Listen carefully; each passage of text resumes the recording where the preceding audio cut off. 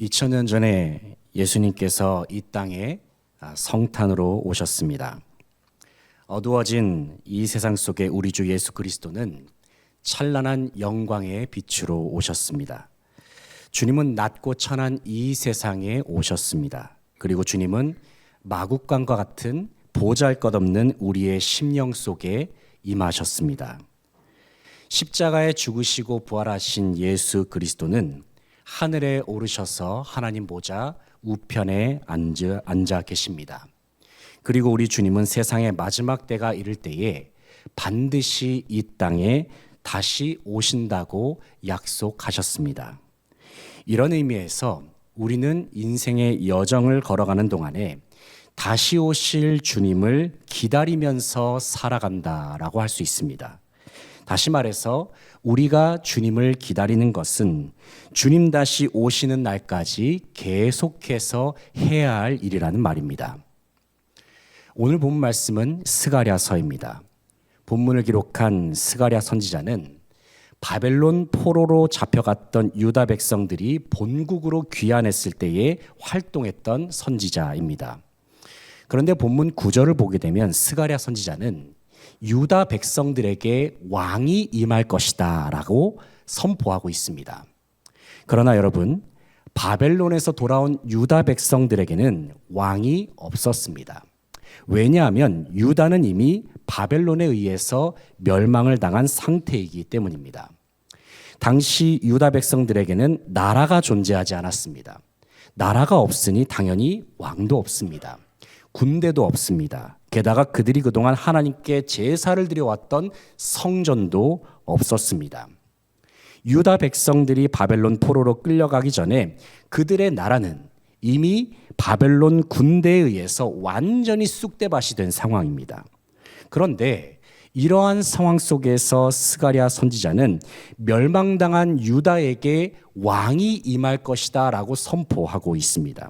여기서 스가랴 선지자가 가리키는 왕이 누구일까요? 바로 하나님의 아들 예수 그리스도이십니다. 스가랴 선지자는 유다를 다스리는 메시아, 그리고 온 세상을 구원하시는 메시아가 곧 그들에게 임할 것임을 말씀합니다. 그런데 본문에 기록된 왕의 모습은 이 세상에 존재하는 왕의 모습과는 조금은 차이가 있습니다.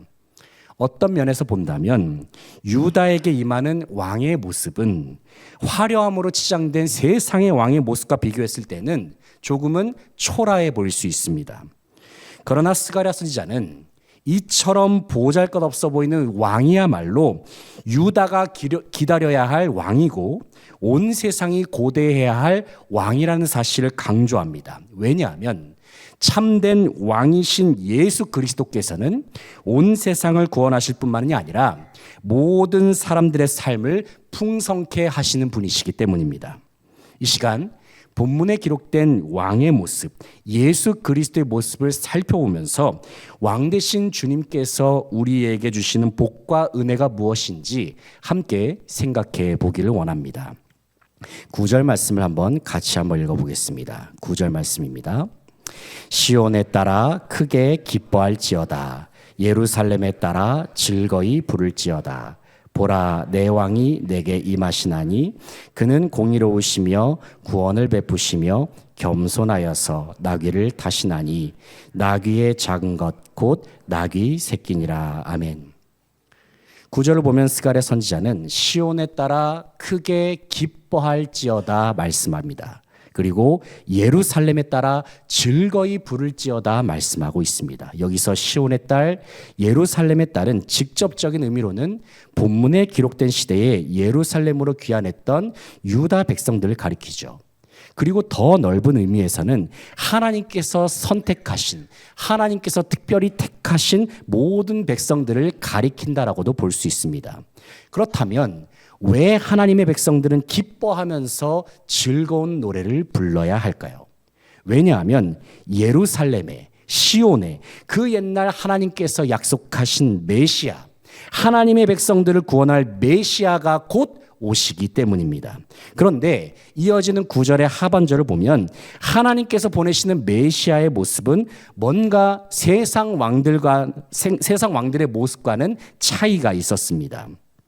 이어지는 하반절에서 스가랴 선지자는 자기 백성에게 찾아오시는 메시아의 모습을 이렇게 묘사를 하고 있죠. 그는 공의로우시며 구원을 베푸시며 겸손하여서 나귀를 타시나니 나귀의 작은 것 곧 나귀 새끼니라 말씀합니다. 방금 읽은 말씀의 앞부분 공의로우시며 구원을 베푸신다라는 표현은 그래도 일반적인 왕들에게는 적용할 수 있는 표현이죠. 왜냐하면 세상도 왕들에게 요구하는 덕목이 나라를 공정하게 다스리고 어려움에 빠진 백성들을 구원하는 것을 포함시키기 때문입니다. 그런데 문제는 그 다음 표현입니다. 겸손하여서 나귀를 타신다. 나귀의 작은 것 곧 나귀 새끼니라 말씀합니다. 여러분, 겸손하기 때문에 나귀 새끼를 타고 다니는 왕의 모습, 일반적으로 사람들이 왕에게 바라는 모습이라고 할 수 있을까요? 아닙니다. 대부분의 사람들은 왕이 멋진 명마를 타면서 화려한 모습으로 다니는 것을 더 좋아합니다. 당시 왕은 나라를 위해서 싸우는 전쟁에도 참여를 했습니다. 그러면 보통의 왕이라면 빠른 명마를 타면서 적진을 휘젓고 다니면서 적들을 물리쳐줘야 하죠. 그런데 본문에 기록된 메시아는 말에 비하면 매우 보잘것없이 느린 나귀, 그것도 어린 나귀를 타고 자기 백성에게 나타나신다고 말씀하고 있습니다. 말이 최대 달리는 속도가 약 시속 70km 정도라고 합니다. 최대한 빨리 달릴 때는 70km까지 달린다고 해요. 그러면 당나귀는 한 몇 킬로까지 달릴 수 있을까요? 당나귀가 최대한 빨리 달렸을 때 시속 24km 정도 달릴 수 있다고 합니다. 아마도 본문에 기록된 나귀는 어린 나귀이기 때문에 아마도 그 속도가 훨씬 느리지 않았을까 생각해 봅니다. 어떻게 보면 이런 왕의 모습은 유다 백성들 입장에서는 필요하지 않을 수도 있습니다. 왜냐하면 당시 예루살렘에 귀환했던 그들에게 필요했던 왕이 무엇일까요? 강력한 능력으로 자신들을 지켜주고 대적들을 물리치는 존재, 바로 그러한 왕이 유다 백성들에게 필요하지 않았을까 생각해 봅니다. 그러나 여러분, 하나님께서 이 땅에 보내신 왕이 겸손한 모습으로 나귀를 타시는 모습으로 나타난 것이 은혜입니다. 왜냐하면 하나님께서는 이처럼 겸손한 메시아의 모습을 통해서 우리에게 매우 중요한 메시지를 주고 계시기 때문입니다. 그것은 하나님께서 보내신 메시아는 누구나 다가갈 수 있는 왕이라는 사실입니다. 누구나 친근하게 여길 수 있고 누구나 편안하게 대화를 나눌 수 있는 왕, 바로 우리 주님께서 보내신 메시아 예수 그리스도가 그러한 왕이라는 사실입니다. 세상에서는 왕에게 편안하게 나아간다는 것 감히 상상할 수가 없습니다.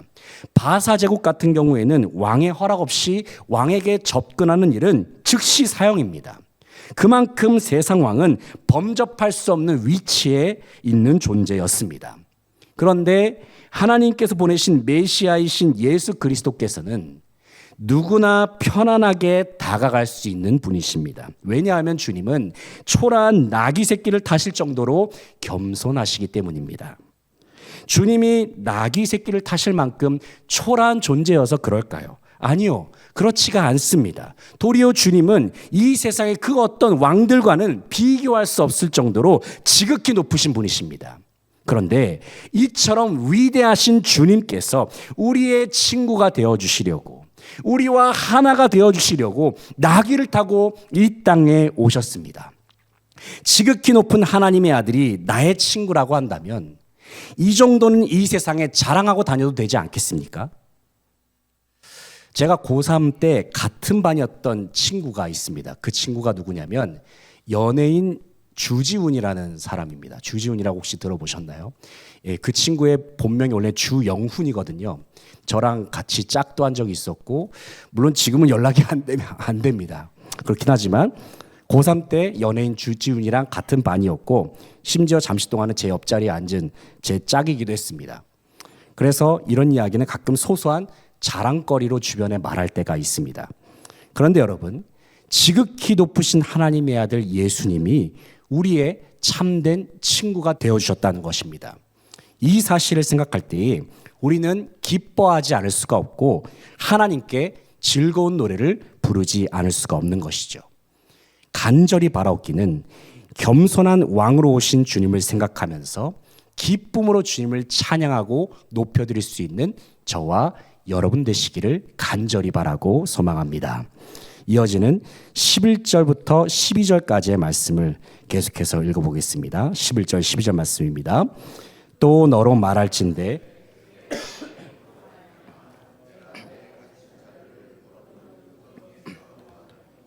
갇혀 있으나 소망을 품은 자들아 너희는 요새로 돌아올지니라.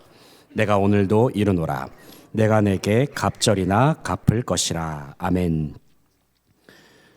11절을 보게 되면 또 너로 말할진대 내 언약의 피로 말미암아 내가 내 갇힌 자들을 물 없는 구덩이에서 놓았나니 말씀하고 있죠.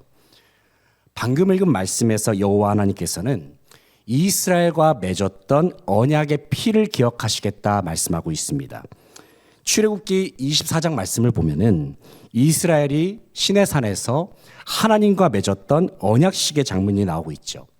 당시 언약식 때에 사용되었던 것이 송아지의 피였습니다. 이처럼 언약을 세우는 데 있어서 피 흘림의 예식을 치르는 것은 그만큼 주님과 맺은 언약이 생명과도 같다는 사실을 의미합니다. 하지만 이스라엘은 지난 역사 속에서 하나님과 맺었던 언약을 자주 망각해버렸습니다. 그들은 언약에 성실하지 못했습니다. 그래서 그들은 하나님께서 기뻐하지 않으시는 죄악의 길을 걷기를 계속해서 반복을 했었습니다. 그 결과 그들이 이르게 된 곳이 무엇이냐면 바로 본문 11절에 기록된 물 없는 구덩이와도 같은 곳이었습니다. 물 없는 구덩이, 한마디로 말해서 깊은 절망의 장소입니다. 왜 이스라엘이 멸망했을까요? 왜 유다 백성들이 멸망을 당해서 바벨론 포로로 끌려갔습니까? 왜냐하면 그들은 그 옛날 시내산에서 맺었던 하나님과의 언약을 잊으면서 살아갔기 때문입니다. 이런 부분을 생각해 보게 되면 사람은 참 잘 잊어버립니다. 하나님의 말씀도 쉽게 잊어버립니다. 하나님과의 약속도 잘 까먹습니다. 그러다 보니 너무나도 쉽게 다른 길로 빠져버리고 너무나도 쉽게 그릇된 길로 향하는 인간의 연약함과 어리석음을 발견할 때가 있습니다. 그런데 여러분, 우리는 잊어버릴 수 있지만, 우리는 까먹을 수 있지만 하나님은 자기 백성과 맺은 언약을 단 한순간도 잊지 않으십니다. 그리고 그 언약을 기억하신 하나님께서는 주님께서 보내신 메시아를 통해서 자기 백성을 구원하시고 온 세상을 구원하시기로 작정하셨습니다. 그런데 놀라운 말씀이 나옵니다. 하나님께서 자기 백성을 구원하시는데 이전보다 더 좋은 상태, 이전보다 더 풍성한 모습으로 회복시켜 주시겠다 말씀하고 계십니다. 12절 말씀을 다시 보시기 바랍니다. 12절에서 이렇게 말씀하고 있죠. 갇혀 있으나 소망을 품은 자들아 너희는 요새로 돌아올지니라. 내가 오늘도 이르노라. 내가 내게 갑절이나 갚을 것이라 말씀하고 있습니다. 방금 읽은 말씀의 하반절을 보시기 바랍니다. 내가 오늘도 이르노라. 내가 내게 갑절이나 갚을 것이라. 갑절이나 갚을 것이라 무슨 말씀일까요? 분명 이전에는 이스라엘이 하나님께 범죄해서 놀라운 심판을 당했습니다. 하지만 이제 하나님께서는 이스라엘이 당한 심판의 크기 그 이상으로 이스라엘을 구원하시고 그들의 삶을 회복시켜 주시겠다 말씀하시는 것입니다. 구원의 왕 되시는 예수님께서 우리의 삶 속에 허락하신 은혜가 무엇일까요? 바로 갑절의 은혜입니다. 주님을 알기 이전에 우리의 모습은 그야말로 어둠과 절망의 삶 그 자체였습니다. 하지만 예수님의 십자가와 부활의 은혜로 말미암아 우리의 삶은 이전의 삶과는 비교할 수 없는 갑절의 은혜를 누리게 된 줄로 믿습니다. 현재 우리는 어떠한 문제로 인해서 고난과 어려움을 겪고 있습니까? 그 고난의 크기가 너무나도 크고 깊어서 매일 한숨이 나오고 절망의 시간을 보내고 계시지는 않습니까? 그러나 여러분, 우리에게 찾아오신 예수님은 우리의 삶을 갑절로 구원하시고 회복시켜 주시는 주님이란 사실을 믿을 수 있기를 바랍니다.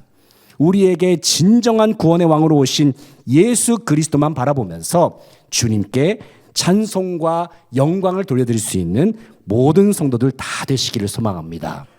마지막으로 우리 16절부터 17절까지의 말씀 같이 읽어보겠습니다. 이날에 그들의 하나님 여호와께서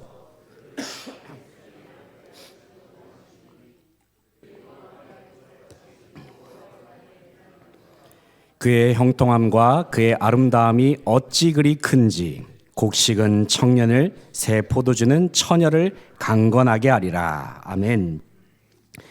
16절 말씀 보시면은 이날에 그들의 하나님 여호와께서 그들을 자기 백성의 양떼같이 구원하시리니 말씀하고 있습니다. 여기서 16절 첫머리에 등장하는 이날에라는 표현은 주님의 도우심으로 대적들을 물리치고 승리를 거둔 날을 의미합니다. 성경에 기록된 이스라엘의 역사를 돌이켜보면은 그들의 삶은 매 순간이 위기였습니다. 매 순간이 어려움이 가득했던 역사였습니다. 이스라엘의 대적들, 이방 민족들은 끊임없이 하나님의 백성들을 공격해서 그들을 위태롭게 만들었죠. 대적들의 공격으로 말미암아서 고통이 극에 달했을 때에는 이스라엘은 하나님께 부르짖으면서 주님 앞에 구원을 요청했습니다. 그러면 그때마다 하나님께서는 이스라엘의 기도를 외면하지 않으시고 권능의 손을 내밀어 주셨습니다. 본문에 기록된 이스라엘의 상황도 마찬가지입니다. 유다 백성들은 바벨론의 침공으로 말미암아서 멸망을 경험했습니다. 시간이 흐른 후에 하나님의 역사하심으로 말미암아 그들은 본국으로 돌아올 수 있었습니다. 그러나 포로 생활이 끝났다고 해서 그들의 고통이 사라진 것이 아니었죠. 이전에 살았던 삶의 터전은 이미 다 무너져 내려 버렸습니다. 집도 사라졌습니다. 땅도 황폐해졌습니다. 그리고 하나님을 예배하던 성전도 없어졌습니다. 그야말로 처음부터 다시 시작해야 하는 막막한 상황이었어요. 그들의 삶의 모습은 마치 짙은 어둠과도 같았습니다.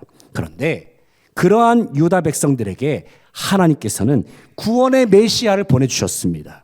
그리고 메시아의 구원을 통해서 그들의 모습을 이전보다 더욱 찬란한 모습으로 변화시켜 주시겠다 약속하셨습니다. 이 시간 16절의 하반절부터 17절까지의 말씀을 다시 한번 읽어보시기 바랍니다. 그들이 왕관의 보석같이, 거기서부터 같이 한번 읽어보겠습니다. 그들이 왕관의 보석같이 여호와의 땅에 빛나리로다. 그의 형통함과 그의 아름다움이 어찌 그리 큰지 곡식은 청년을 새 포도주는 처녀를 강건하게 하리라. 아멘. 16절에 기록된 왕관은 일반적으로 왕이 쓰는 왕관이 아닙니다. 구약시대 때의 제사장이 쓰는 왕관을 가리키는 표현입니다. 그렇기 때문에 본문에 기록된 왕관은 하나님 앞에서 거룩하게 구별된 왕관이라고 볼 수 있습니다. 그 왕관에는 보석이 박혀 있습니다. 성경에서 보석은 주로 하나님의 신성과 지혜, 그리고 주님의 능력과 권위를 상징하는 것입니다. 일반적인 의미에서도 보석은 부귀와 영화를 비롯해서 인간이 누리는 풍성한 복과 은혜를 의미하는 것이 보석이죠. 그런데 하나님께서는 메시아를 통해서 자기 백성의 삶을 왕관의 보석같이 빛나게 하시겠다 말씀하십니다. 보석같이 빛나는 삶은 어떠한 삶일까요? 한마디로 말하면 하나님께서 허락하시는 하늘의 복이 충만한 삶을 의미합니다. 이어지는 17절을 계속해서 보시면은 스가랴 선지자가 다음과 같이 말씀하고 있어요. 그의 형통함과 그의 아름다움이 어찌 그리 큰지 곡식은 청년을 새 포도주는 처녀를 강건하게 하리라 말씀합니다. 방금 읽은 말씀에서 우리는 왕관의 보석과 같이 빛나는 삶이 어떠한 삶인지를 세 가지로 확인할 수가 있습니다. 먼저는 보석같이 빛나는 삶은 형통한 삶입니다. 보석같이 빛나는 삶은 커다란 아름다움이 가득한 인생입니다. 그리고 보석과 같이 빛나는 삶은 새 포도주의 풍성함과 영육의 강건함이 넘쳐나는 삶입니다. 사랑하는 성도 여러분, 하나님께서는 2000년 전에 예수 그리스도를 왜 이 땅에 보내주셨을까요? 바로 저와 여러분의 삶이 왕관의 보석처럼 빛나게 하시기 위해서, 저와 여러분의 모습이, 저와 여러분의 존재 자체가 왕관의 보석같이 아름답고도 찬란하게 변화시켜 주시기 위해서 주님께서 사랑하시는 아들 예수 그리스도를 저와 여러분에게 보내주신 줄로 믿습니다. 우리의 왕 되신 예수 그리스도께서는 자기 백성의 삶을 보석같이 빛나게 하시는 분이십니다. 세상에 어떤 왕이 자기 백성을 빛나게 하기 위해서 애를 쓸까요?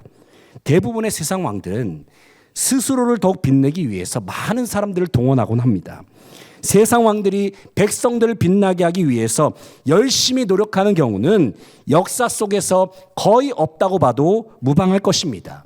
그러나 우리의 왕 되시는 예수 그리스도께서는 저와 여러분의 삶 속에, 저와 여러분의 삶 깊숙한 곳까지 찾아오셔서 우리의 모든 어둠을 밝히시고 존귀한 보석같이, 더 나아가서 예수님과 같이 아름답게 빛나게 하시는 분이십니다. 우리를 빛나게 하시기 위해서 이 땅에 오신 예수 그리스도를 기억하면서 주님께서 이 땅에 성탄하신 이 사실을 함께 찬양하면서 주님을 찬양할 수 있는 저와 여러분 되시기를 소망합니다. 이제 말씀을 정리하겠습니다. 사랑하는 성도 여러분, 성탄을 맞이한 이후의 시간을 보내는 가운데 우리의 삶 속에 왕으로 오신 예수님을 찬송하며 영광을 돌려드릴 수 있는 저와 여러분 되시기를 소망합니다. 왕이신 주님은 우리를 만나주시려고 가장 겸손한 모습으로 이 땅에 오셨습니다. 왕이신 주님은 우리를 모든 고난과 죄에서 건지시는 구원자로 이 땅에 오셨습니다. 그리고 왕이신 주님은 우리를 왕관의 보석처럼 빛나는 존귀한 하나님의 자녀로 삼아주시기 위해서 이 땅에 오셨습니다. 이 자리에 함께한 저와 여러분은 주님께서 친히 왕관의 보석처럼 변화시켜 주신 존귀한 주님의 백성들입니다. 우리를 이처럼 천하보다 귀하게 여기시면서 우리를 사랑해 주시는 주님을 기억하면서 주님께 감사와 찬양과 영광을 돌려드릴 수 있는 저와 여러분 되시기를 간절히 바라고 소망합니다.